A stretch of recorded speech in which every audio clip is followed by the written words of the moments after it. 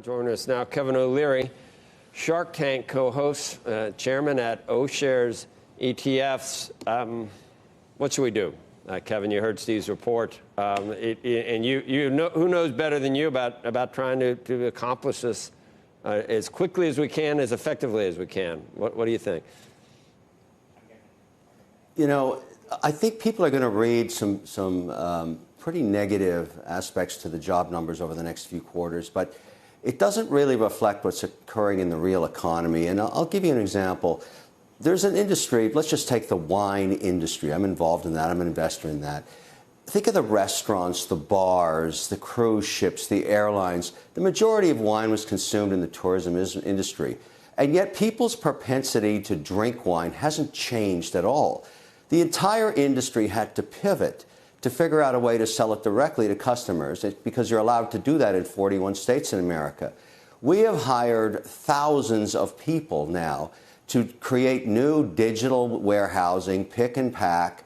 We've gone online. We've bought licenses from all of these tech companies that people are wondering why are they valued so highly. I'll tell you why. They're empowering a new America 2.0, a digitized America.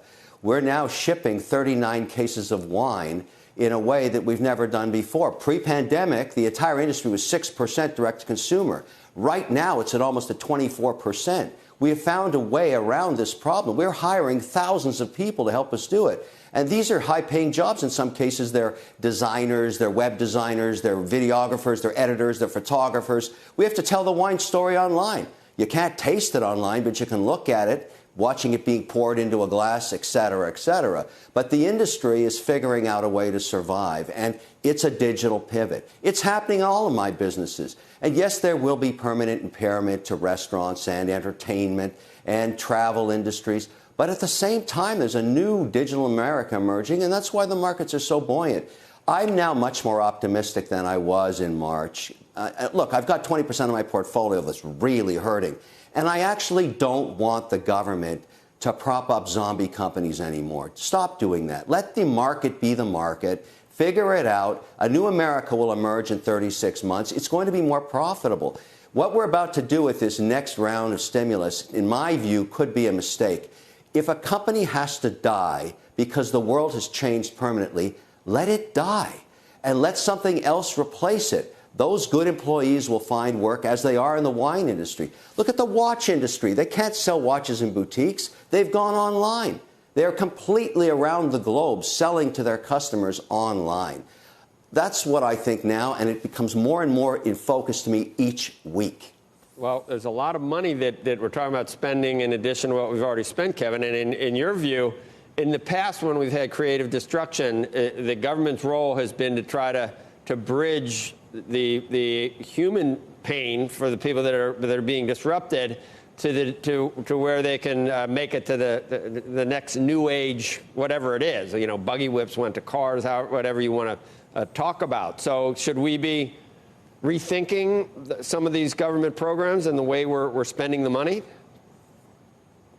Yes, I've come to the conclusion we should, and I've been a major proponent of those initially, and I made sure that almost 80% of my companies went through the process of getting these loans. But I now know, and it's a reality, that they're not all going to make it. And this is a very Darwinian thing. The government's trying to reduce volatility, but this is a different kind of recession. We turned off our economy. And as a result of the pandemic and people's changes in purchase behavior, there is a new America emerging. And the only way to feel that out is let the market do it. I don't want another $2 trillion poured in to the economy and having politicians decide who the winners and losers are. Look at the airline industry. After the Fed got behind buying bonds, basically it became liquid, and they started raising their own cash. I realize we gave them money in the beginning, but I remember, Joe, when I used to sit beside you, I'd fly to New York, I'd get to the set, I'd go to a hotel, I'd get a driver, I spent a lot of money. I had to make a decision. Do I send my kid to college or have breakfast in New York? I don't do any of that anymore. And as a result, you know, maybe we get back to that, but that's changed forever. So why do I want to pour government money, my money as a taxpayer, into businesses that are not going to survive? And the only way to do that is let Mr. Market do its work. I'm such a proponent for that now. So if anybody's listening in Congress right now, not so fast on the next $2 trillion. Let the market do its thing.